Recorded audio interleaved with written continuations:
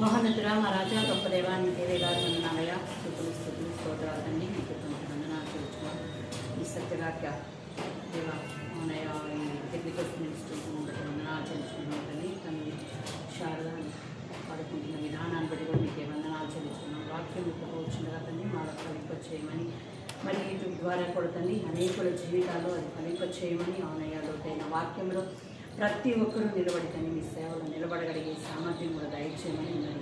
ఇది విన్నవారు వ్యర్థముగా పోనీయకుండా కానీ వారి జీవితంలో అప్లై చేసుకుని కానీ ఫలింప చేయమని సర్వశక్తి మహిమ కలిగిన నజరేయుడైన యేసుక్రీస్తు నామంలో ప్రవచించి ప్రార్థిస్తున్నాం. ఆమేన్. దేవుని నామానికి మహిమ కలుగునుగాక. దయచేసి అందరూ కూర్చుందాము. ఈ దినమందు నేను అనుకున్నా ఏం వాక్య భాగం చెప్తే బాగుంటుందని.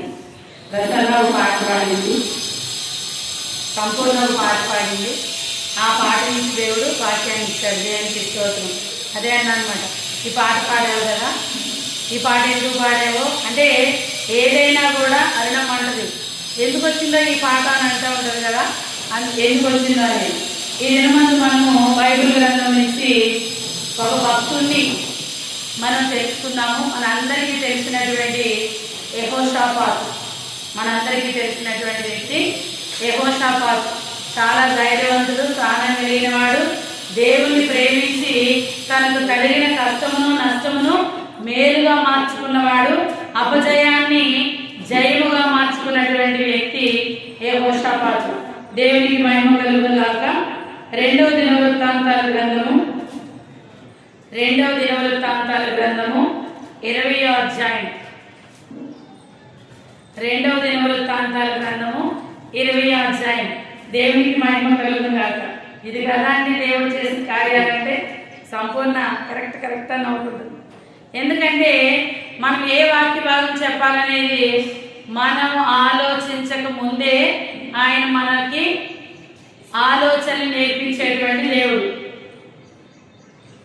మేము భయపడము, ఇక మేము భయపడము, ఏ కీడు రాదని యేసే చెప్పెను మాకు, ఏ కీడు రాదని యేసే చెప్పెను మాకు, మేము భయపడము, ఇక మేము పాట పాడుతున్నాడు మధ్యలో. మీరు పాడుతూ ఉంటే నేను పాడుతూ నాతో పాటు మీరు ఆపేస్తున్నాడు. నిజంగా ఈ వాక్యం విన్న తర్వాత అసలు మనం భయపడేనే అవసరం లేదు. చూద్దామండి. దినవృత్తాంతములు 20వ అధ్యాయము 1వ వచనం. నేనే చదువుకుంటే బాగోదు కదా, సంపూర్ణ అందుకే ముందు కూర్చోమన్నాను. ఇది అయిన తరువాత మోయాబీయులను, అమ్మోనీయులను, మెయోనీయులలో కొందరును దండెత్తి యెహోషాపాతు మీదకి వచ్చి. దేవునికి స్తోత్రం. మనకి దిక్కులు ఏంటండి? మనకి ఎన్ని దిక్కులు? 4. ఇక్కడ ఎన్ని దిక్కుల నుంచి వచ్చారు? 3 దిక్కుల నుంచి వచ్చారు. అదే సాతాను అనుకుంటుంది ఇంకోటి ఎందుకు వదిలేయాలి నేను, అంతే కదా. 3 దిక్కుల నుంచి 3 జాతుల వారు వచ్చారట. ఇక్కడ మనకు తెలుసు మోయాబీలు ఎవరు, అమ్మోనీయులు ఎవరు. లోతుకి 2 కుమార్తెలు ఉన్నారు కదా. ఎక్కడ ఒకసారి చూడండి. ఆదికాండంలో ఈ మోయాబీలు అమ్మోనీయులు ఎలా వచ్చారు?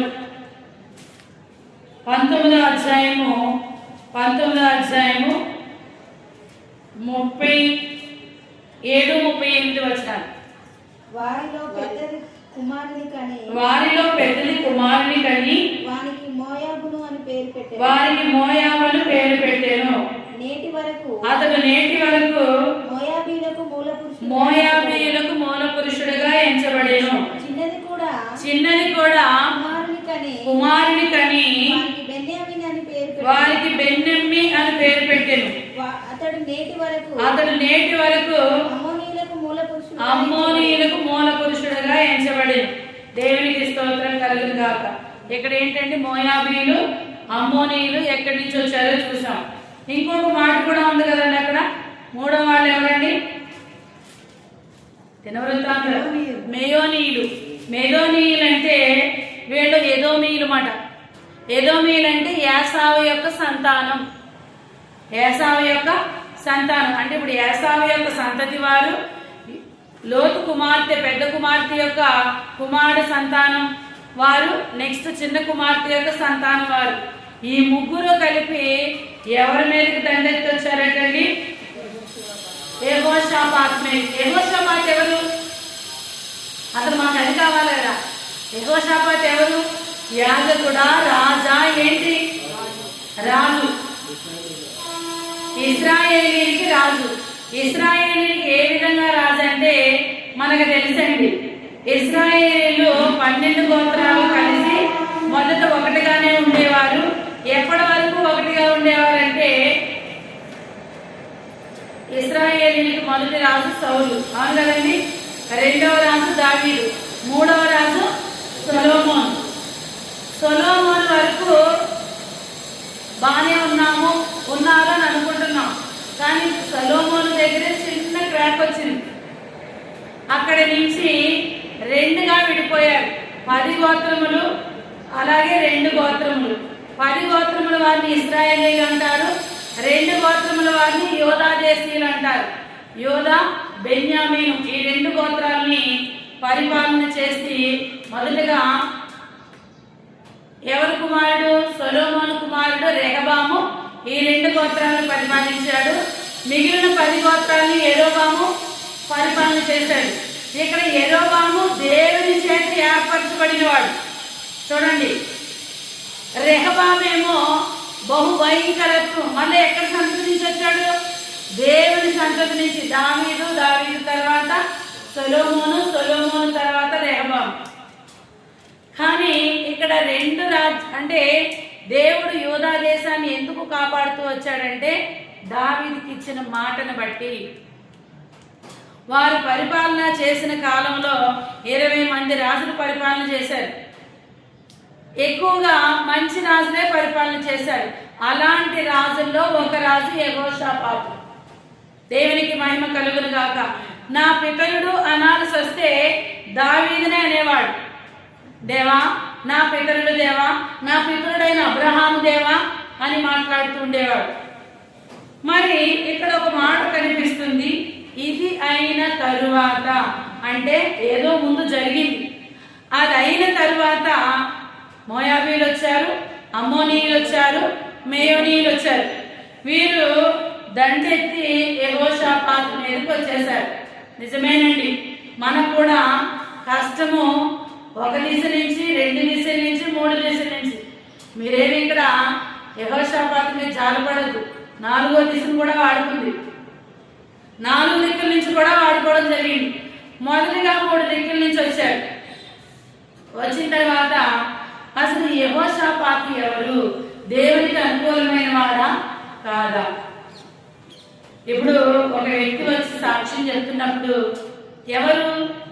ఈ సునీత సిస్టర్ అంటే ఎవరు? లేదండి అరుణమ్మ గారు అంటే ఎవరు? ఫస్ట్గా నేనేంటి, నా పేరేంటి, నేను ఎవరేంటో చెప్తాం. మరి ఇప్పుడు యెహోషాపాతు గురించి చెప్పాలంటే అసలు ఎందుకు దండెత్తి వచ్చారు వీళ్ళు?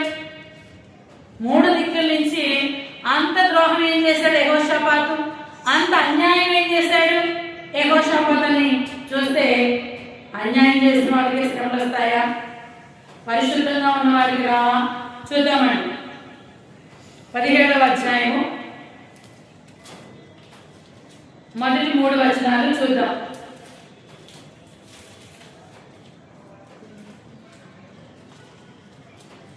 రెండవ దినవృత్తాంతాలు 17వ అధ్యాయం తరువాత అతనికి బదులుగా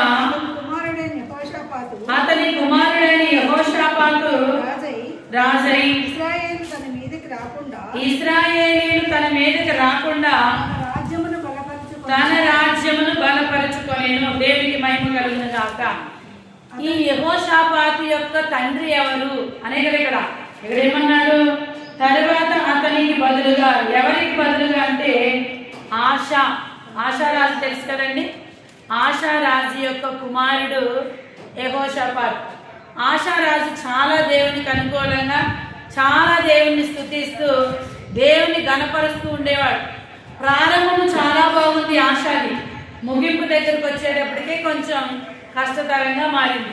నిజంగా మనం కూడా ప్రభువులో ముందు బాగానే ఉంటాం, అన్ని ఇచ్చినా బాగానే ఉంటాం, అన్ని తీసేసినా కూడా బాగానే ఉంటాం. అందుకే ఒకరి ప్రారంభము కంటే ముగింపు చాలా ముఖ్యము. ఒక వ్యక్తి పుట్టుడు కంటే గిట్టుడు చాలా ముఖ్యం. ఎలా పుట్టాడు అనేది ఎవరు అడగరు, ఎలా బ్రతికాడు. ఎందుకో తెలుసండి, పుట్టిన మన చేతిలో లేదు. నేను మంచిగా పుడదాం అనుకుంటాను, నా వల్ల జరిగింది కాదు, కానీ నేను మంచిగా మరణించడం అనేది నా చేతిలో ఉంది. అదంటారా అంటారా? ఇక్కడ ఏమైందంటే ఆశా యొక్క కుమారుడు ఆశారాజు చాలా మంచి పనులు చేశాడు. ఆ మంచి పనులు అవలంబించుకున్నాడు ఎవరు? యెహోషాపాతు. మరి బిడ్డలు లేని వారు బాధపడుతున్నారు కదా, బిడ్డలు ఉన్నవారు కూడా బాధపడుతున్నారు కదా. ఏమి లాభం ఇక్కడ? పాత నిబంధన గ్రంథంలో ఒక బిడ్డ పుడితే వాళ్ళు ఏమనేవారు తెలుసా? యెహోవా నాకు దేవుడు ఒక బిడ్డను అనుగ్రహించాడు. అప్పుడు బిడ్డలే ఆస్తులు. ఎంతమంది కంటే అంత ఆస్తి వచ్చినట్టు. యెహోవా నాకు కలుగు చేసినాడు అంటే, ఇందాక సిస్టర్ చెప్పిన ప్రకారం గర్భఫలము ఎవరో ఇచ్చేది కాదు.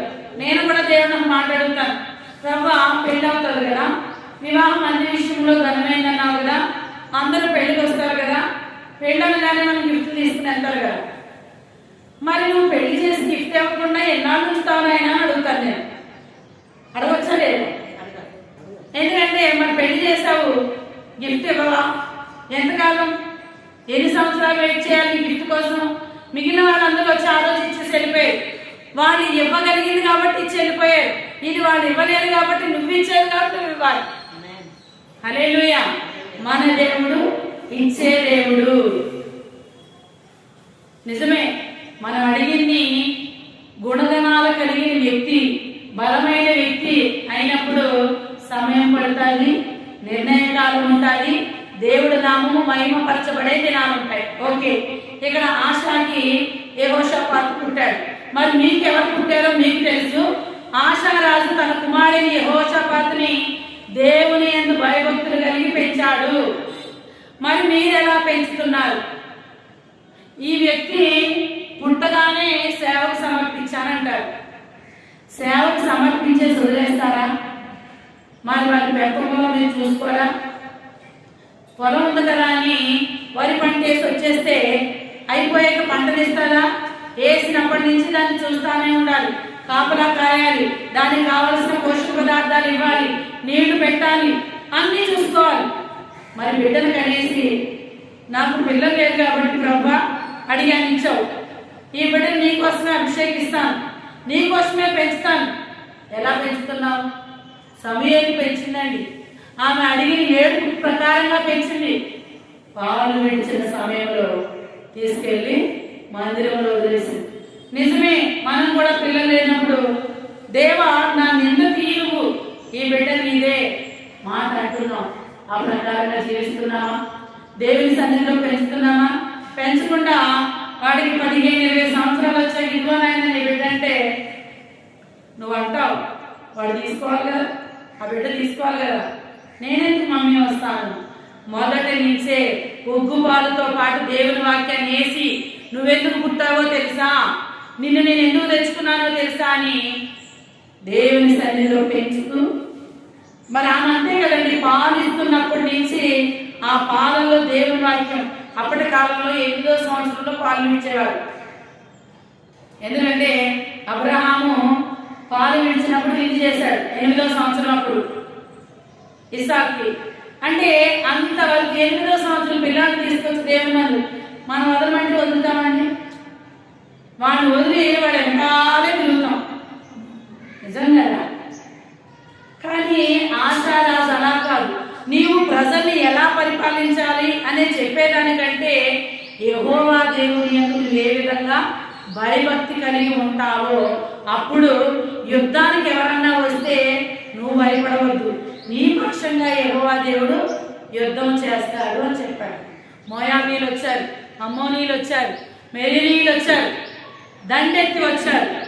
దండెత్తి వచ్చిన తర్వాత ఇక్కడ 17వ అధ్యాయంలో మొదటి వచనం చూసాం కదా, 2-3 చూద్దాము. అతడు యూదా దేశములోని ప్రాకార పురములన్నిటి యందు సైన్యములను ఉంచి యూదా దేశమందును తన తండ్రి అయిన ఆసా పట్టుకొనిన ఎఫ్రాయిము పట్టణముల యందును కావలి బలములను ఉంచెను. 3వ వచనం. యెహోవా అతనికి సహాయుడై ఉండగా యెహోషాపాతు తన తండ్రి అయిన దావీదు ప్రారంభ దినములలో నడిచిన మార్గముల యందు నడుచుచు బయలుదేవతను ఆశ్రయింపక తన తండ్రి దేవుని ఆశ్రయించుచు ఇశ్రాయేలు వారి చర్యలను వెంబడింపక ఆయన ఆజ్ఞలను అనుసరించి నడిచింది. ఇక్కడ 2 చూడండి, ఒకటి పాజిటివ్ వైపు ఉంది, ఇంకొకటి నెగిటివ్ వైపు ఉంది. ఏంటో తెలుసండి, తన తండ్రి అయిన దావీదు దేవుడైన యెహోవా మాట ప్రకారంగా వెళ్ళాడట.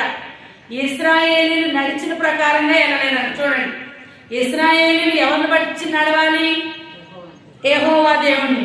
కానీ వీరు బయలును ఆచరిస్తూ అన్య జనుల ఆచారాల్ని ఆచరిస్తూ దినవృత్తాంతాల్లోకి వచ్చేసాం కాబట్టి, దినవృత్తాంతాల్లోకి మనం ఉన్నాం కాబట్టి ఇశ్రాయేల్ ప్రజలు ఎవరి ఆచారాలు ఆచరించుంటారంటారు?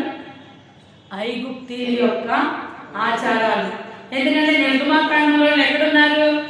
ఐగుప్తు దేశంలో ఉన్నారు. అందుకే క్లియర్గా ఇప్పుడు నేనైనా కూడా నా తల్లి ప్రకారంగా నేను నడవాలని అనుకోను. నా తల్లిని నడిపించిన దేవుని ప్రకారంగా. ఇక్కడ అదే దావీదును బట్టి, దావీదు తండ్రి అయిన దేవుని బట్టి, దావీదును బట్టి నడుస్తానని చెప్తున్నాడు. ఎందుకంత నమ్మకం? దావీదు దేవునిలో ఉన్నాడు కాబట్టి. అపోస్తలుడైనటువంటి పౌలు మాట ఎంత నమ్మకంగా చెప్పాడు?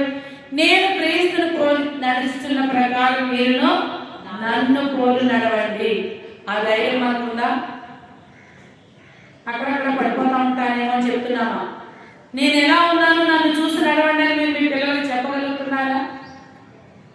చూడండి, ఆశారాజును బట్టి నడవలేదట, నేర్చుకున్నాడట. కానీ ఆశారాజు యొక్క ముగింపు కొంచెం కష్టమైంది కదా. అందుకని ఎవరిని బట్టి నడుస్తున్నాడు? దావీదు దేవుడని యెహోవాను బట్టి, పితరుడైనటువంటి దావీదును బట్టి. ఇటువంటి మంచి నడవడికలో నడుస్తున్నటువంటి వాడు యెహోషాపాతు. దేవునికి మహిమ కలుగును గాక. ఎందుకంటే ఒక మంచి నడవడిక. అబ్రహాము కూడా జీవించాడు, అడిగాడు, కుమారుని ఇచ్చాడు. కుమారుని పొందుకున్నాక అక్కడ 22వ అధ్యాయంలో కూడా ఉంటుంది కార్యక్రమం. ఇది జరిగిన తర్వాత ఉంటుంది. ఏం జరిగింది? అబ్రహాం అడిగాడు, బిడ్డలు ఇచ్చాడు, అంతా బాగుంది. ఇప్పుడు ఎగ్జామ్ టైం. నీకు దేవుడు ముందు ఇచ్చాడు, అంతా బాగుంది. ఇప్పుడు నువ్వు ఎక్కడున్నావు?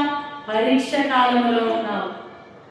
అంటే ఇది జరిగిన తర్వాత, ఇవన్నీ జరిగిన తర్వాత యెహోషాపాతుకు ఒక పరీక్ష వచ్చింది. ఆ పరీక్ష ఏంటంటే 3 దిక్కుల నుంచి 3 వచ్చారు. తర్వాత చూడండి 2వ వచనం. అంతలో కొందరు వచ్చి సముద్రము అవతల నుండి సిరియనుల తట్టు నుండి గొప్ప సైన్యం ఒకటి నీ మీదికి వచ్చుచున్నది. చిత్తగించుము. వారు ఆససోర్ తామారు అను ఎన్గేదిలో ఉన్నారని యెహోషాపాతుకు తెలియచేసిరి. దేవునికి మహిమ కలుగును గాక. 3 కష్టాలు వచ్చినాయి దేవా అనుకుంటే ఏమన్నా ఉపశమనం దొరుకుతారని చూస్తే మరలా ఒకరు వచ్చి గొప్ప సైన్యం.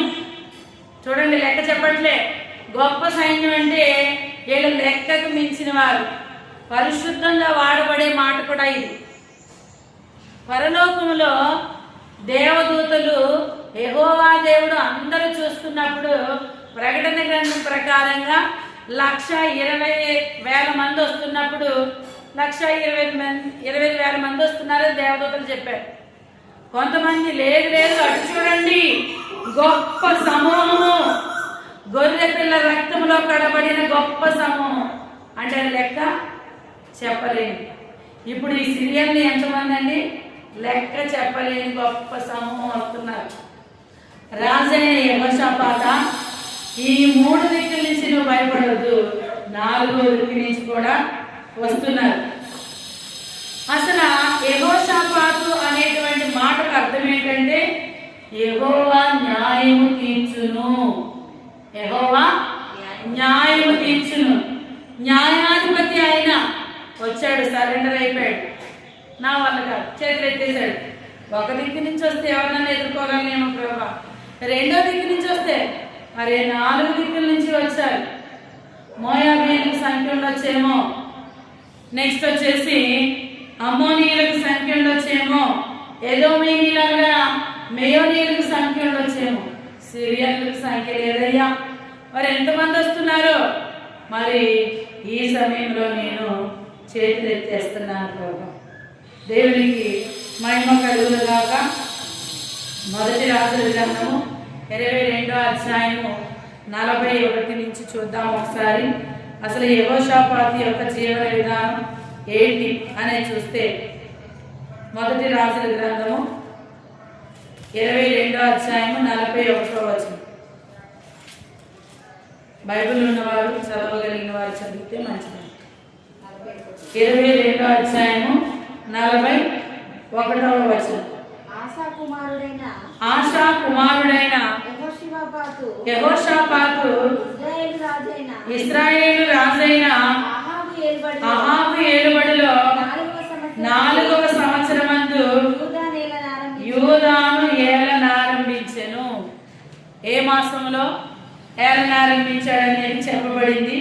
అంతేకాకుండా తన 35 సంవత్సరాల వయసులో పరిపాలనను ప్రారంభించాడు. యెహోషాపాతుకి 35 సంవత్సరాల వయసు, పరిపాలన చేశాడు.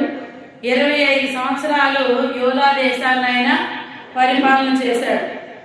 ఇంకా తర్వాత అంటే తన తల్లి ఎవరు, తన తండ్రి ఎవరు కూడా చూద్దాము. 42వ వచనం చూడండి. యెహోషాపాతు ఏలనారంభించినప్పుడు అతడు 35 ఏళ్ల వాడై యెరూషలేములో 25 సంవత్సరాలు. తన వయసు ఎంత? 35 సంవత్సరాలు. ఎన్ని సంవత్సరాలు పరిపాలన చేశాడు? 25 సంవత్సరాలు పరిపాలన చేశాడు. తర్వాత అతని తల్లి పేరు అజూబా. ఆమె షిల్హీ కుమార్తె అయి ఉండెను. అతడు తన తండ్రి అయిన ఆశా మార్గములన్నింటినీ అనుసరించి యెహోవా దృష్టికి అనుకూలంగా ప్రవర్తించుచూ వచ్చెను. అయితే ఉన్నత స్థలములను తీసివేయలేదు.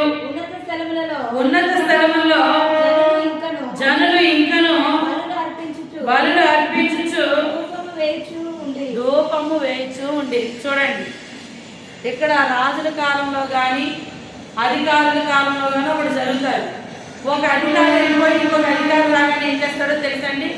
ముందు అధికారి పెట్టినవన్నీ తీసేసి కొత్తగా పెడతారు. అంతే కదా, రాజులు కూడా అంతే.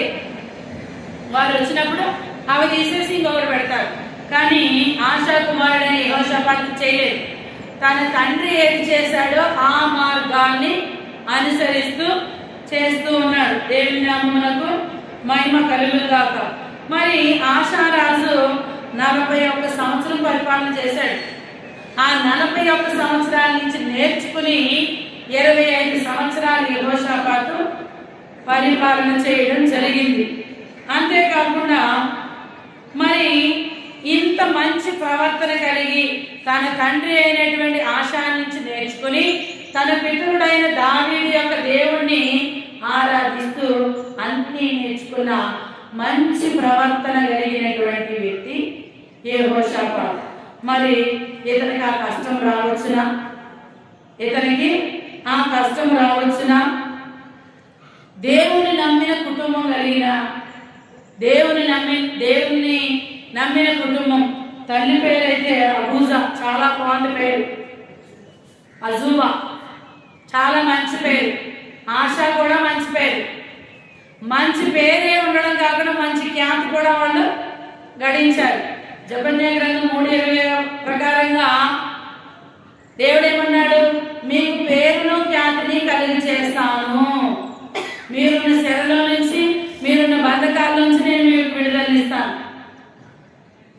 పేరును ఖ్యాతిని కలుగజేస్తాను. అవమానం పొందిన చోటే అభిషేకం నాకిచ్చావి, వెలివేయబడిన స్థలములో నన్ను నిలిపినావే. ఖ్యాతినిచ్చి ఘనతనిచ్చి మంచి పేరు నాకిచ్చావే. ఖ్యాతినిచ్చి ఘనతనిచ్చి మంచి పేరు నాకిచ్చావే. శాశ్వతమైన కృపతో నన్ను నడుపుచున్నావే.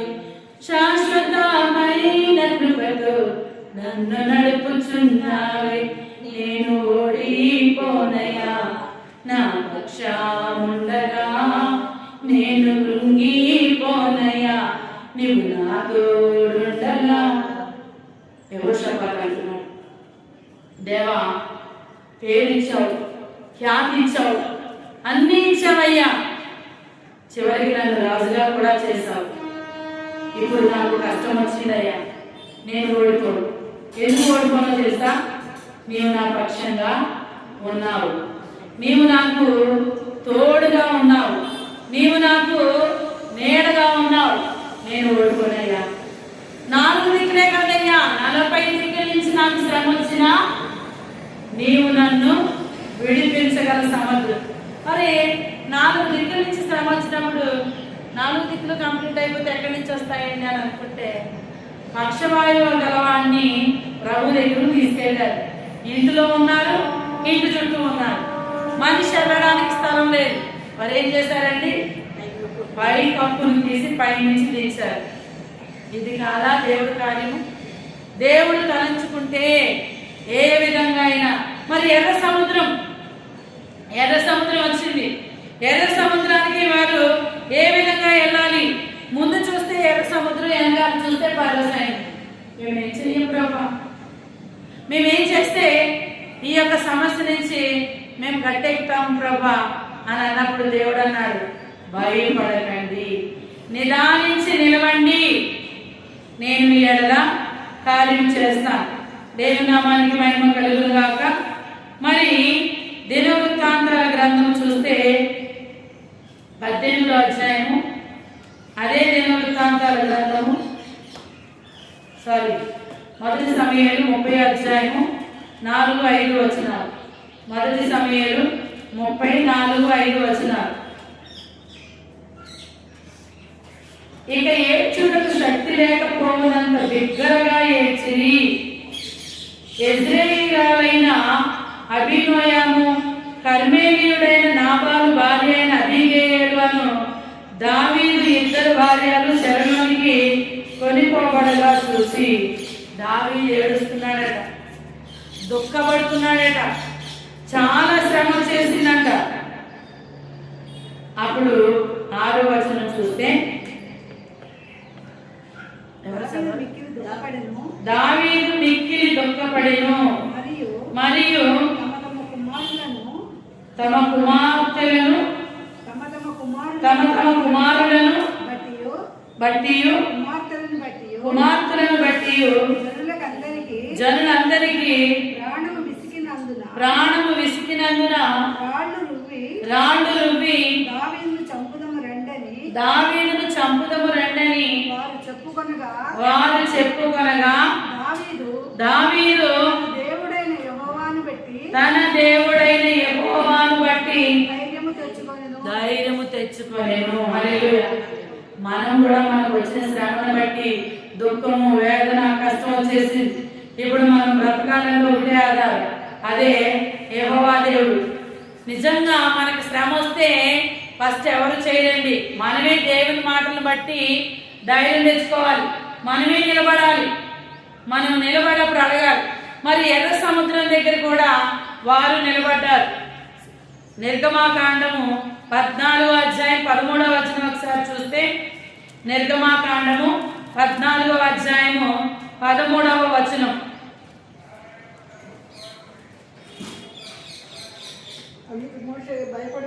అందుకు మోషే భయపడకుడి, యెహోవా మీకు నేడు కలుగు చేయు రక్షణను మీరు ఊరక నిలిచి చూడుడి. హల్లెలూయా. ఓ ఇశ్రాయేల్ ప్రజలారా, మీరు భయపడుతున్నారు, నిజమే కదండి. ముందు చూస్తేనేమో నుయ్య, వెనక చూస్తేనేమో గొయ్య. ముందుకెళ్ళాలంటే ఎర్ర సముద్రం ఉంది, చచ్చిపోతాం. వెనక్కి వెళ్తే ఎక్కడి నుంచి తప్పించుకొచ్చాము, అక్కడి నుంచి వస్తాడు, ఊరుకుంటారు. మేము మన శత్రువు మనకు వెతుకుతా ఉన్నాడండి. దొరికితే వదిలేస్తాడా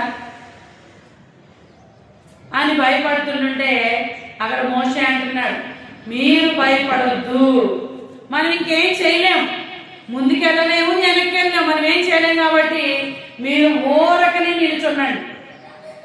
ఊరకనే నిలిచి అక్కడ కూడా ఒక మాట అన్నాడండి, రక్షణను కలిగి చేసిన యెహోవాను బట్టి మీరు. ఎంత మంచి మాట తెలుసండి. రక్షణ ఇచ్చిన వాడు ఏం చేస్తాడు? విడిపించడం. మీరు భయపడిపోతున్నాడు, వదిలేడు. మీకు రక్షణ కవచంగా ఉన్నాడు కాబట్టి మాటలో ప్రాఫెసీ ఇచ్చాడు, దేవుడికి జ్ఞాపకం చేశాడు. చూడండి, ఈ విధమైన తెలివైన మాట పరిశుద్ధాత్మ దేవుడు పలికిస్తాడు. చెప్పకనే యెహోవా దేవుడికి మాట చెప్తూ ఇశ్రాయేలీలకు కూడా ఒకేసారి మాట ఇచ్చాడు. మీరు భయపడకండి, మన దేవుడు ఉన్నాడు అనలేదు. రక్షణను కలిగి చేసిన యెహోవా ఉన్నాడు కాబట్టి. అంటే రక్షణ కలిగి చేసిన వాడు వదిలేస్తాడా? వదలడు కదా, ఊరకనే నిల్చున్నాడు. ఇంతవరకు మనం చేయాల్సింది మనం చేసాం, ఇక నుంచి మనం చేయలేం కాబట్టి మనం నిలబడిపోదాం. ఆయన చేసుకుంటాడు. సరెండర్ అయిపోదాం, ఆయన చూసుకుంటాడు. చూసుకున్నాడా లేదా? ఎర్ర సముద్రాన్ని 2 పాయలుగా చేశాడు. ఇంతవరకు మోషేతో పాటు ఇశ్రాయేల్ ప్రజలు కొంతమందిని మాత్రమే వాళ్ళు చంపగలిగారేమో. మొత్తం ఫరో సైన్యాన్ని లేకుండానే. తర్వాత వచనం చూడండి, 14 యెహోవా మీ పక్షమున యుద్ధము చేయను, మీరు ఊరకనే ఉండవలనని ప్రజలతో చెప్పాను. అంతలో యెహోవా మోషేతో, నీవేళ నాకు మొరపెట్టుచున్నావు, సాగిపోవుడని ఇశ్రాయేలుతో చెప్పుము. హల్లెలూయా. ఎందుకు మొరపెడతావు మోషే? చాలా చూసావు కదా. వెళ్ళిపోండి అంటే వెళ్ళిపోండి ఏంటని? సముద్రం ఉన్నది, సముద్రం కాదు, కాలు నడకనే వెళ్ళిపోవాలి. పేతురు నీటిపైన నడిచాడు. నీళ్ళు అనుకుని నడిచాడా, దేవుడు చూసి నడిచాడా? దేవుడు చూసి నడిచినంత వరకు బాగానే ఉన్నాడు. అరే నేను నీటిలో నడుస్తున్నానే అనుకున్నాడు, మనగడం ప్రారంభించాడు. అది సముద్రం లాంటి శ్రమను సముద్రాన్ని చూడదు. అంతవరకు బాగానే నడిచావు కదా, నీ ధైర్యం సరిపడ్డది, నడిచాయి. సముద్రాన్ని దేవుడు ఆడినారు. అరే భలే వెళ్ళిపోతున్నారు ఇశ్రాయేలీయులు, మేము కూడా నడిచి వెళ్దాం అనుకున్నారు. వాళ్ళు వెళ్ళారు, వీళ్ళు వచ్చారు. చూడండి దేవుడు కానీ వాళ్ళు వెళ్ళినప్పుడు ఆరిపోయింది, వీళ్ళు వచ్చినప్పుడు మునిగిపోయింది. దేవునికి మహిమ కలిగిన గాక. మన దేవుడు 2 అంచులు గల వాడి అయిన ఖడ్గము. శత్రువుకి శత్రువులాగా, మిత్రుడికి మిత్రులాగా పనిచేస్తాడు మన దేవుడు. హల్లెలూయా, హల్లెలూయా. భయపడద్దు. ఒకే వాక్యము ఇద్దరికి ఉపయోగపడతారు. నీ మీద కూడా నీ శత్రువులు అక్కడ మనకి, నీ మీద ఒక త్రోవకు వచ్చారు, అది అక్కడికి మనకి, రెండవది వాళ్ళకి 7 త్రోవలు పాల్గొంటారు. అదే వాక్యంలో ఇచ్చాడు దేవుడు.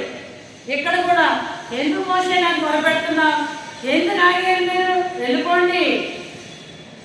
ఆగిపోను, నేను సాగిపోతాను. ఆగిపోను నేను, సాగిపోను, విశ్వాసములో నేను, ప్రార్థనలో నేను, విశ్వాసములో నేను, ప్రార్థనలో నేను. హల్లెలూయా, హల్లెలూయా,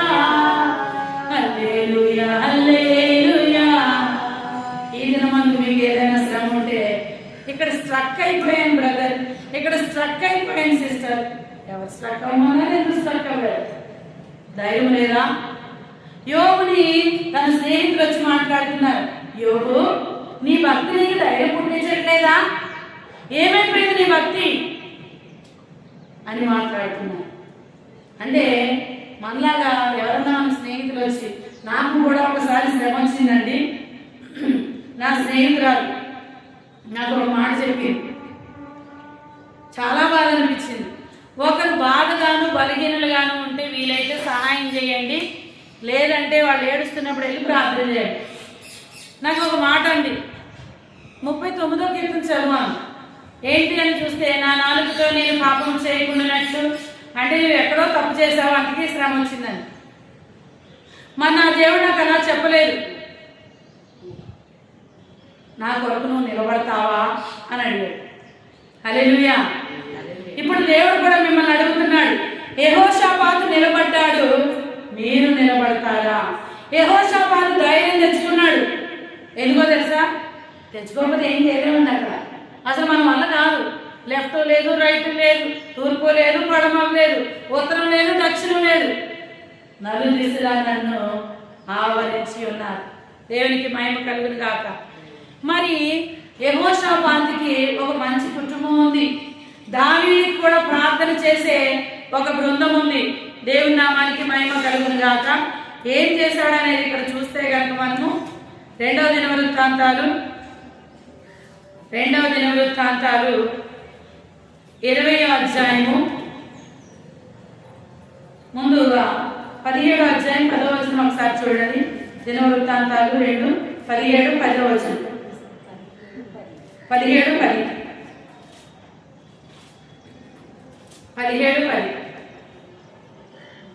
యూదా దేశము చుట్టూ ఉండు దేశముల రాజ్యములన్నింటికి యెహోవా భయము వచ్చినందున యెహోషాపాతుతో యుద్ధము చేయకుండిరి. వారు యెహోషాపాతుతో, చూడండి అందరి మీదకి ఏమొచ్చిందంట? భయం వాళ్ళకు రావాలి కానీ మనకు కాదు. మనకు ధైర్యం రావాలి, వాళ్ళకి భయం రావాలి. మనం ఏం చేస్తున్నాం తెలుసా? This one conversion opposite. ధైర్యం వాళ్ళకి ఇచ్చేస్తున్నాం, మనం భయపడే కొద్ది శాతం అదే భలే దొరికింది కదరా అనుకుని మొదలెడతారు. ఈ రోజు నుంచి కథ మొత్తం మార్చేద్దాం. ఏమైనా చేయగలవు, కథ మొత్తం మార్చగలవు, నీ నామముకే మహిమంతా తెచ్చుకుందు. యేసయ్యా యేసయ్యా నీకే. ఎవరికి సాధ్యం? కథలో ఇక్కడ ఎవరున్నారు? అమోరీయులు ఉన్నారు, మోయాబీలు ఉన్నారు, మెరోనీయులు ఉన్నారు, ఇంకెవరున్నారు? సిరియన్లు ఉన్నారు. మనకి తెగ మాత్రమే తెలుసు, అందులో ఎంతమంది ఉన్నారో, ఎంత పాత్రలు ఉన్నాయో మన దేవుడు మొత్తం కథ మార్చేస్తున్నాడు. హల్లెలూయా. ఈ రోజు నుంచి ధైర్యం మన దగ్గర ఉండాలి, భయం మన శత్రువు దగ్గర ఉండాలి. ఆమేన్. భయము లేదు, దిగులు లేదు జీవిత యాత్రలో, యేసు ప్రభువు మనతో నుండి భయము లేదుగా, క్రీస్తు ప్రభువు మనతో నుండి దిగులు లేదుగా.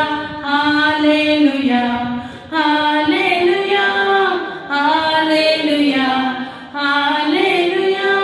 వ్యాధి బాధలు నన్ను చుట్టినా, వ్యాధి బాధలు నన్ను చుట్టినా, అంతులేని వేదన నాకు కలిగిన, అంతులేని వేదన నాకు కలిగిన, గర్జించు సింహము ఎదురు వచ్చిన, గర్జించు సింహము ఎదురు వచ్చిన, యేసు ప్రభువు మనతో నుండి భయము లేదుగా, క్రీస్తు ప్రభువు మనతో నుండి భయము లేదుగా. హల్లెలూయా. దానియేలు దగ్గరికి సింహం వచ్చింది. గర్జించే సింహం కాదు, ఆకలితో ఉన్న సింహం. దేవుడు ఏం చేశాడు? ఉపవాసం పెట్టాడు. ఇక్కడ కూడా ఎందుకంటే యెహోషాపాతు గురించి ఒక అరగంట సరిపోలేదు. అలాగని నేను ఎండ్ చేయదలుచుకోలేదు. చాలా మర్మం ఉంది. మనలోని జీవనదులు ఎలా ఉప్పొంగి మంచి కర్రీ తింటున్నాం అనుకోండి, టేస్ట్ చెప్పండి, చాలా బాగుంది. సిస్టర్ నేను చెప్తే కాదు కానీ వన్స్ మీరు తినాలి. దేవుని వాక్యము దేనికంటే తీయగా మధురంగా తినే కొలది. ఇక్కడ యెహోషాపాతు యొక్క విజయం కూడా అలాగే ఉంది. అపజయాన్ని అసలు అపజయం వస్తుందనే అనుకోలేదు, కానీ నీకు కలిగిన శ్రమల్లో నువ్వు ఒక మాట చెయ్యాలి. అదేంటో చెప్పి నేను ముగిస్తాను. ఈ వాక్యాన్ని నెక్స్ట్ వీక్ కంటిన్యూ చేస్తాను. దేవునికి మహిమ కలుగునుగాక. దినవృత్తాంతాలు 2వ దినవృత్తాంతాలు 20:21 వచనం. 20:21. మరియు అతడు జనులను హెచ్చరిక చేసిన తరువాత యెహోవాను స్తుతించుటకు గాయకులను ఏర్పరిచి వారి పరిశుద్ధాలంకారములు ధరించి సైన్యము ముందు నడుచుచు యెహోవా కృప నిరంతరము ఉండును. ఆయనను స్తుతించుడి అని స్తోత్రము చేయుటకు వారిని నియమించు. చూడండి, యుద్ధానికి ఎవరన్నా వస్తే యుద్ధ సామాన్లు సెట్ చేసుకుంటారు. యెహోషాపాతు ఏం చేస్తున్నాడో తెలుసా? ఒక బృందాన్ని ఏర్పాటు చేసుకున్నాడు. యుద్ధానికి వస్తున్నారు వాళ్ళు, మీరందరూ గాన ప్రతిగానాలు చేస్తూ ఉండాలి, మీరందరూ స్తుతులు చెల్లిస్తూ ఉండాలి, మీరందరూ ప్రార్థన చేయాలి. ఎందుకు చేస్తున్నాడు? ఈయన ఖాళీగా ఉన్నాడు కదా. యుద్ధం మంద కాదన్నాడు. ఏమన్నాడు? యుద్ధం యెహోవాదే, యుద్ధ సూర్యుడే, ఊరకనే నిలుచున్నాడు అని. చాలా మంది ఏం చేస్తారంటే ఖాళీగా ఉంది మన పనులు కాదు, ఊరకనే నిలుచుండమంటే చెయ్యాలన్నమాట. రాజు కాబట్టి రాజు ఏం మాట చెప్తే జరుగుతుంది. మీరు పాటలు పాడండి, మీరు వాద్యాలు వాయించండి, మీరు స్తుతులు ఏమని స్తుతిస్తారో తెలుసా? యుద్ధము యెహోవాదే, యుద్ధము యెహోవాదే. ఈ పాట రాదు.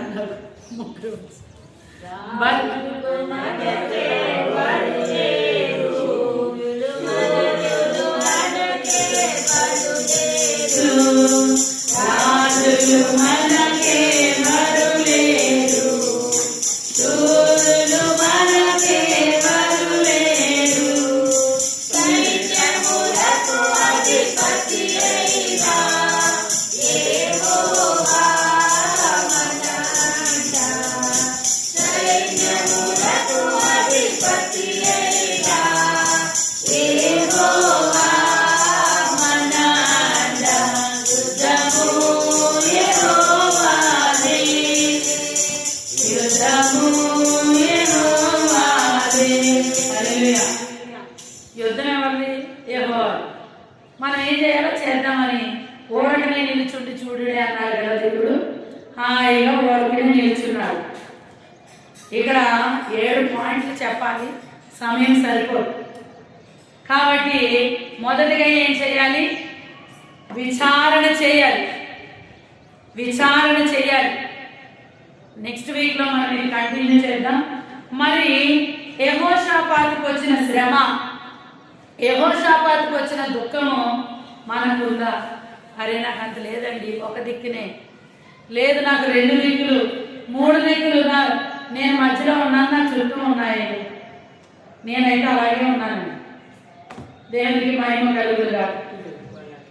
దేవుడు సర్వశక్తిమంతుడు, సర్వాంతర్యామి, సమస్తమును సృష్టించిన వాడు. నిన్న ఆయనదే, ఈ రోజు అయిందే, రేపు అయింది. మనకి నిన్న తెలుసు బాధ, ఈ రోజు తెలుసు దుఃఖం, రేపేమవుతుందో తెలియదు. దేవుడికి తెలుసు నిన్న బాధ, ఈ రోజు దుఃఖము, రేపు సంతోషంగా మారుస్తున్నాడు. ఏ బాధ ఉన్నా కూడా చేతులెత్తి దేవునికి మహిమ కలుగుగాక. మోషే ఏం చేశాడంటే చేతులు ఎత్తాడు. ఏమొచ్చినప్పుడు విజయం వచ్చింది. చేతులు దించితే అంటే ఏంటో తెలుసా అండి? చేతులు ఎత్తడం అంటే నా వల్ల ఏం కాదయ్యా అని సరెండర్ అయిపోవడం. మనం కూడా సరెండర్ అయిపోయి మనం పని చేసుకోమని కాదు, దేవుడు ఏమన్నాడు, ఊరకనే నిలుచుండి యెహోషువ పాట అని చెప్తే నేను అంటాను ప్రభా, నేను కూర్చుంటాను ఆయన, నువ్వు యుద్ధం చెయ్యండి. మనం ఏం చేయాలి? మంచిగా బృందాలను ఏర్పాటు చేసుకున్నాడు, గాన ప్రతిగానాలు. ఏసై యుద్ధం చేయాలంటే ఆయన సంతోషం కావాలి కదా, ఏసై పని చేయాలంటే ఆయనకు ఆనందం కావాలి కదా. ఆయనకి ఎక్కడ వస్తుంది ఆనందం? మనము స్తుతిస్తే స్తుతిని స్థితిని మారుస్తుంది. హల్లెలూయా. మన స్థితి మార్చాలంటే మనము స్తుతించాలి. స్తుతిస్తా ఉంటే ఆయన ఇంకా ఏమి యుద్ధం చేస్తాడని. కాబట్టి దేవుడు ఈ యెహోషాపాతు జీవితంలో 4 దిక్కుల నుంచి యుద్ధం వచ్చింది.